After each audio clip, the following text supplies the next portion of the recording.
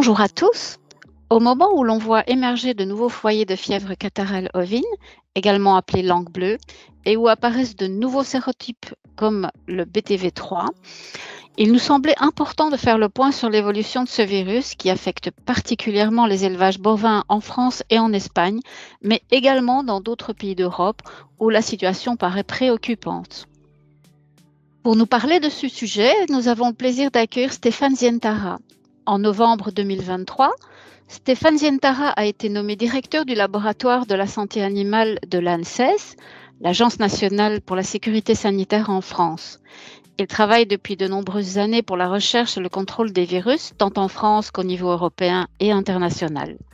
Auteur de nombreuses publications scientifiques, il est également, entre autres, responsable du laboratoire de référence de l'Union européenne pour les maladies équines et du laboratoire de référence de l'Organisation mondiale de la santé animale, l'OMSA, pour la maladie hémorragique épizootique. Stéphane Zientara, bonjour et merci d'être avec nous aujourd'hui. Bonjour, je suis vraiment ravi d'être avec vous. Je vous remercie vraiment de me consacrer un petit peu de temps pour essayer de répondre à vos questions. Stéphane Zientara, vous êtes avec nous pour nous parler de la maladie de la langue bleue. Cette maladie transmise par de minuscules insectes vecteurs appelés les culicoïdes. Pouvez-vous nous expliquer la situation et quel est le statut actuel de cette maladie en Europe? Et puis, une autre question, l'Europe peut-elle être considérée aujourd'hui comme une zone endémique pour la fièvre catarrhale ovine? Alors, effectivement, l'Europe, avant 1998, était une région du monde qui était indemne de l'infection par le virus de la fièvre catarrhale ovine. Je devrais dire par les virus de la fièvre catarrhale ovine, parce que vous avez de très nombreux sérotypes, différents virus de la fièvre catarrhale ovine. Et donc, avant 1998, ce virus n'était pas présent en Europe. À partir de 1998-1999, on a vu de nombreux sérotypes arriver dans l'est du bassin méditerranéen, puis à partir du sud du bassin méditerranéen. Ils ont infecté l'Italie, la Sicile, la Sardaigne, le sud de l'Espagne, la Corse. Mais c'est véritablement en 2006 qu'un virus est arrivé dans le nord de l'Europe, un virus de sérotype 8 de la fièvre catarrhale ovine, qui s'est répandu donc, dans toute l'Europe. Et toute l'Europe du Nord a été infectée, Pays-Bas, Belgique, Allemagne, Danemark, et ensuite France, etc. Donc des plans très importants de lutte ont été mis en place dans de nombreux pays européens de vaccination obligatoire, mais en même temps d'autres sérotypes sont venus. Et si vous prenez le cas de la situation aujourd'hui, en 2023, l'Italie est infectée de façon enzootique, donc de façon permanente, l'Espagne, la France. En France, nous avons deux sérotypes actuellement, le sérotype 4 et le sérotype 8 en France continentale. Et on a même en France aujourd'hui identifié en 2023 un nouveau génotype viral du sérotype 8. Donc vous voyez que depuis 1998, la situation a complètement évolué et on peut dire maintenant que l'Europe est une région du monde, comme le continent américain par exemple, comme l'Australie, comme l'Afrique, comme l'Asie. L'Europe est infectée de façon permanente, enzootique, par ce virus de la fièvre catarrhale ovine. Pourquoi faut-il s'en inquiéter? Quel est son impact et quelles sont les répercussions socio-économiques sur le secteur de l'élevage bovin et ovin et surtout particulièrement les conséquences pour les éleveurs? En fait, il y a deux types d'impact. Le premier impact, il est médical, puisqu'il y a certains sérotypes, et on le voit aujourd'hui en France par exemple, qui provoquent des signes cliniques chez les animaux. Donc, vous avez une atteinte clinique chez les bovins et chez les ovins, avec donc des baisses de production. Donc très clairement, il y a un impact sur la santé des animaux. Et le deuxième impact, c'est l'impact sur les échanges internationaux, puisque un certain nombre de pays indemnes refusent ou imposent des garanties sanitaires aux échanges internationaux. Et donc ceci induit des coûts. Il est nécessaire pour cela de mettre en place des garanties sanitaires qui vont augmenter le prix des échanges internationaux, et donc les conséquences économiques peuvent être importantes. En 2007-2008, des chercheurs économistes anglais ont calculé que l'impact de l'émergence du sérotype 8 en 2007-2008 en France et aux Pays-Bas avait eu comme conséquence un surcoût de l'ordre de 1,4 milliard de dollars. Donc vous voyez que ce sont des coûts qui peuvent être très importants.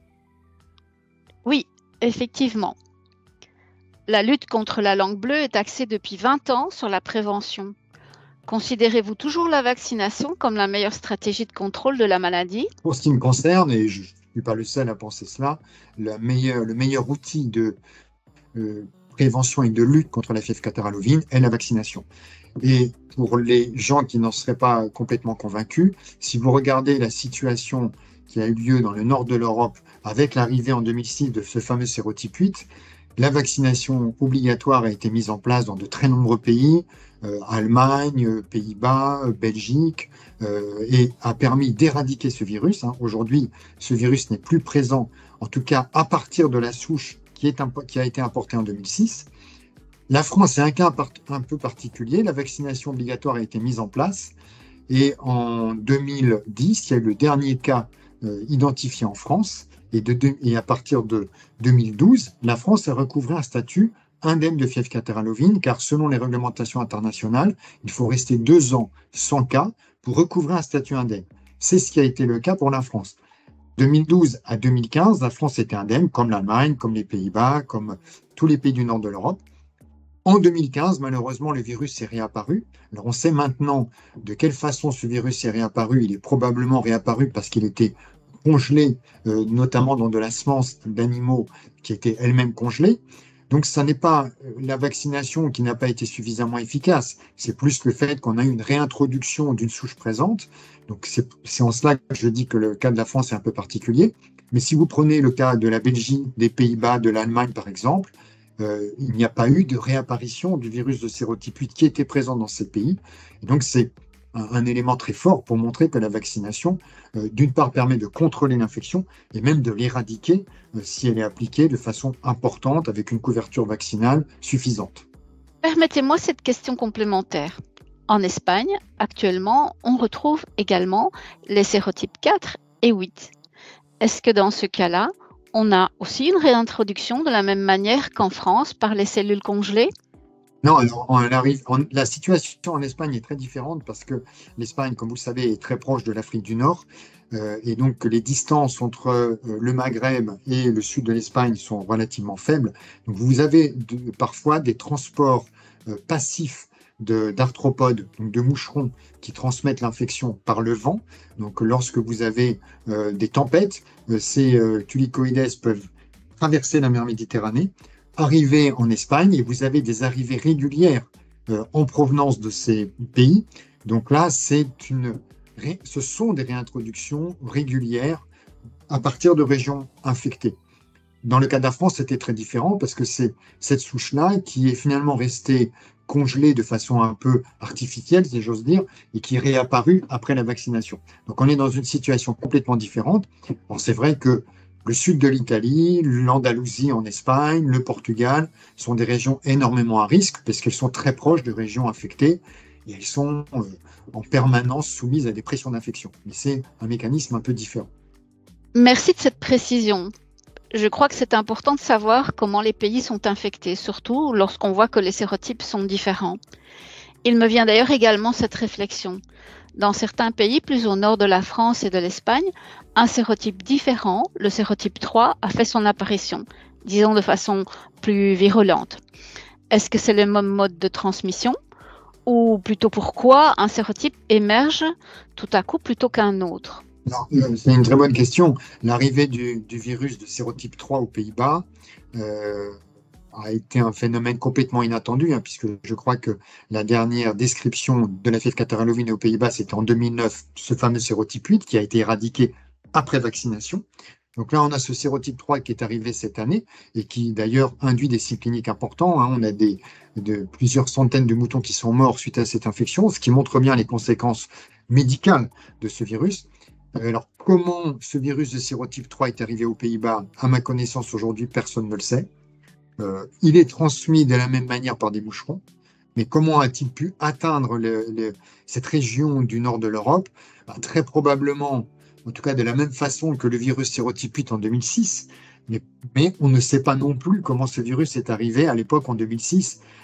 Alors, s'agit-il de l'importation d'animaux en incubation qui étaient donc virémiques, peut-être asymptomatiques, mais qui finalement ont été piqués par des moucherons et les conditions climatiques étant celle que l'on connaît maintenant avec des températures plus élevées l'été, ont créé des conditions favorables pour que l'infection se mette en place. C'est une hypothèse hautement probable, mais aujourd'hui, personne n'a de réponse définitive sur les conditions d'émergence de ce virus aux Pays-Bas. Et ça fait partie donc des interrogations. Il y a un certain nombre de virus, comme le virus sérotype 8 en 2006, le virus Schmallenberg qui est arrivé en Allemagne en 2011. On ne sait pas comment il est arrivé là, dans le nord de l'Europe, transmis lui aussi par les mêmes moucherons. Le virus de sérotype 3 maintenant. Donc ça, ce sont vraiment des questions que l'on se pose et pour lesquelles on aimerait bien trouver donc, des réponses pour éviter justement et limiter ces émergences. Oui, mais est-ce qu'il y a des pistes de recherche en ce sens? Alors, à la fois oui et non.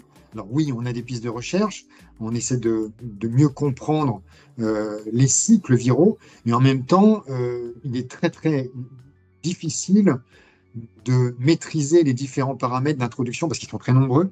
Et par ailleurs, si on considère qu'on a des mouvements, par exemple, illégaux, par définition, comme ils sont illégaux, on ne les connaît pas bien. Et donc, ce sont des voies d'exploration qui sont vraiment très, très complexes avec de nombreux paramètres. Hein. Vous avez le paramètre de l'hôte qui peut être infecté, vous avez le paramètre du vecteur.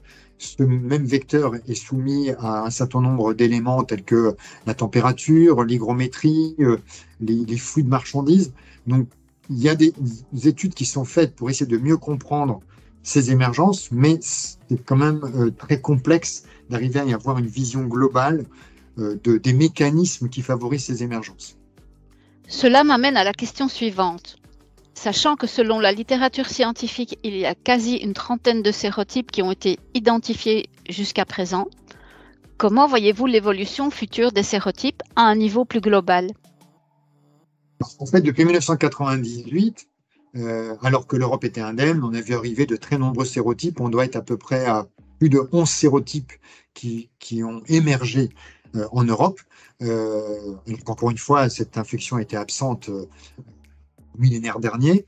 Donc, compte tenu de l'évolution climatique qui sera celle qu'on va connaître dans les années qui viennent, la probabilité qu'on ait une dissémination des sérotypes présents et l'arrivée probable de nouveaux sérotypes ou de nouvelles souches au sein des mêmes sérotypes est quand même très très grande. Donc, je pense qu'il faut se préparer dans le futur récent, hein, et futur plus tardif, à vivre avec cette infection et donc justement de développer des outils qui permettent le mieux possible de contrôler la dissémination au niveau européen de ces différents sérotypes. Encore une petite question si vous me le permettez. Si l'on doit s'adresser à un moment donné aux éleveurs et même aux vétérinaires pour parler du bénéfice-risque de la vaccination contre la langue bleue par rapport aux effets secondaires, que leur diriez-vous? Dans le cas, alors si on prend le cas de la fièvre catarrhale ovine, il y a très très très peu d'effets secondaires qui ont été rapportés. Hein. Il y a un système de pharmacovigilance qui existe en Europe et qui existe en France. Donc lorsque vous avez des effets secondaires, les vétérinaires doivent les rapporter. Et à ma connaissance, on a un nombre d'effets secondaires qui est très très très faible. D'autant plus qu'il faut faire très attention quand vous vaccinez des nombres très importants d'animaux, plusieurs millions d'animaux, vous avez toujours des phénomènes de coïncidence. Vous allez vacciner un animal et puis finalement, un jour ou 2 jours après, vous allez avoir une manifestation qui n'est pas nécessairement associée à cette vaccination. Mais très souvent, les gens, évidemment, pensent au fait que l'animal a été vacciné 2 jours auparavant, alors qu'il n'y a pas nécessairement de causalité entre l'acte vaccinal et ce que vous observez. Alors, d'une part, il faut étudier très sérieusement ces éléments. Il y en a très très peu, mais vraiment très très peu. Et ensuite, la composition même des vaccins inactivés font que pour beaucoup d'effets secondaires, on ne comprend pas quel est même le support théorique de ce qu'on observe. Et c'est beaucoup plus lié à des phénomènes de coïncidence que l'effet du vaccin lui-même. Prenez un exemple assez simple qui est l'avortement. On a des millions d'animaux, donc la probabilité d'avoir des avortements en dehors de la vaccination n'est pas nulle, évidemment, sur des millions d'animaux, et vous aurez toujours un animal qui aura été vacciné 2 jours avant et qui va avorter 2 jours après la vaccination. Et il est normal que les gens fassent un lien entre vaccination et avortement, alors que c'est simplement un phénomène de coïncidence et que l'animal aurait avorté même s'il n'avait pas été vacciné. Donc ça, c'est toujours assez compliqué d'arriver à convaincre qu'il n'y a pas de lien de causalité. Mais aujourd'hui, si on prend la vaccination contre la fièvre catarrhale ovine, donc on a eu quand même des millions d'animaux qui ont été vaccinés depuis plusieurs années, on n'a jamais observé une augmentation anormale d'effets secondaires liés à ces vaccinations avec des vaccins inactivés. Hein. Je précise bien, il y a deux types de vaccins, en gros, des vaccins vivants et des vaccins inactivés. Et dans l'Union européenne, on n'accepte que des vaccins inactivés. Donc ce sont uniquement des protéines virales qui ne permettent pas au virus de se multiplier. Donc l'effet secondaire est très très faible. C'est très clair. Mais est-ce qu'il peut y avoir des effets secondaires croisés, si je puis dire? Est-ce qu'à ce moment-là, il ne faut pas vraiment insister sur le fait qu'il faut déclarer et rapporter les effets secondaires en général et s'inscrire dans des suivis de vaccination, des conditions de vaccination et d'administration d'autres médicaments très strictes? Dans le cas de la vaccination, les manifestations les plus classiques d'effets secondaires, ce sont soit des réactions locales au site d'injection vaccinale qui vont disparaître en général, soit des réactions de type anaphylactique, beaucoup plus générales, très très rares. Mais après, des associations avec d'autres traitements, par exemple antibiotiques ou autres, aujourd'hui, ça n'a jamais été démontré. Et en tout cas, si ça existe, moi j'avoue que j'y crois très très peu, il faut absolument rapporter, quels que soient les vaccins d'ailleurs, l'existence de ces phénomènes pour mieux les étudier. Parce qu'aujourd'hui, on est plus dans un phénomène de rumeur qui n'est fondé sur aucune donnée scientifique solide, établie, indiscutable. Et pour être impliqué quand même dans des stratégies vaccinales contre cette infection, et pas uniquement celle-là d'ailleurs, mais d'autres, je me suis trouvé très souvent confronté à des phénomènes de rumeurs plus qu'à des vérités scientifiques. Dans une région de France, je ne vais pas décrire laquelle, mais après vaccination, les gens disaient que les animaux avortaient. Donc on m'a demandé d'y aller et il n'y avait pas besoin d'être un épidémiologiste de haut vol pour se rendre compte que vous aviez des élevages dans lesquels il y avait effectivement une vaccination et des avortements, mais vous aviez à 2 km de là des élevages dans lesquels il y avait le même taux d'avortement, même type de production, mais ils n'avaient jamais été vaccinés. Et donc, vous pouviez, de façon très simple, sans faire dire, ça ne peut pas être la vaccination, puisque dans les mêmes conditions, on obtient ces effets-là, alors que dans certains cas, il n'y a aucune vaccination qui a été effectuée. Mais si vous ne faites pas des analyses sérieuses avec des données fiables, on laisse la place à des interprétations, à des rumeurs. Et ça, c'est très mauvais, parce qu'après, en plus, comme vous le savez, c'est toujours très difficile de démontrer qu'une rumeur est fausse. En tant que scientifique, il nous faut des éléments indiscutables. Et en tout cas à l'ANSES, c'est notre culture. On va regarder les données sans aucun a priori. Et c'est très important d'avoir aucun a priori. Mais il faut les regarder froidement, faire les statistiques, faire les analyses complémentaires qui sont nécessaires pour arriver à une conclusion. Il y a un lien, il n'y a pas de lien. Aujourd'hui, il n'y a pas de lien qui a été démontré entre vaccination et effets secondaires notoires. Encore une fois, je ne dis pas qu'il n'y a pas 1 ou 2 animaux sur des millions qui auront un effet secondaire après vaccination, mais ça reste pour le coup tellement marginal que lorsque vous faites une analyse bénéfice-risque, vous êtes bien évidemment en faveur du bénéfice de la vaccination par rapport à des effets secondaires qui sont encore une fois marginaux. Merci, Dr Zientara. Cela m'amène à ma dernière question. Donc, en bref, si nous devions retenir 3 messages clés, quels seraient-ils? Alors, il y a peut-être un premier message qui est de favoriser les interactions et les collaborations et les recherches, comme vous disiez, avec les pays qui sont proches de l'Union européenne, puisque finalement, globalement, ces sérotypes infectent d'abord nos pays voisins, puis ensuite émergent en Europe. Donc, il est important d'avoir une connaissance des virus qui circulent. Ensuite, se préparer à l'introduction de ces virus en développant par exemple les vaccins qui vont prévenir la dissémination de ces infections et voire même probablement permettre leur éradication. Et puis troisièmement, donner un message aux différents acteurs et notamment aux éleveurs en insistant sur l'importance de la vaccination. Donc c'est vrai qu'aujourd'hui, on a une remise en cause, alors pas dans le cas de la fièvre catarrhale ovine, de façon générale, de l'outil vaccinal, ce qui à mon sens est une grosse erreur. On a vraiment pu bénéficier de l'éradication de très nombreuses maladies très dangereuses, mortelles chez l'animal et chez l'homme, grâce au développement de vaccins. Et les vaccins qu'on a en 2023 au XXIe siècle sont de bien meilleure qualité que ceux qui ont été utilisés au siècle dernier, voire auparavant. Et donc, on a vraiment une chance d'avoir ces outils-là et vraiment ne gâchons pas la chance qu'on a de pouvoir les utiliser. Donc, moi, je suis un vaccinateur dans l'âme. Évidemment, il faut contrôler, il faut avoir des garanties de qualité de ces vaccins. On a des instances européennes qui sont parmi les plus sévères au monde. Et quand un vaccin est autorisé en Europe, il est autorisé dans le monde entier.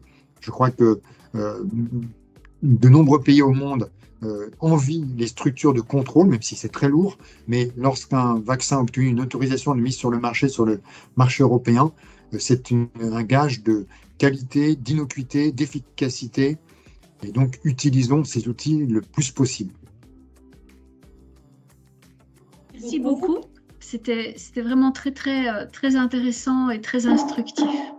Au revoir. Merci. Au revoir. Au revoir. Au revoir.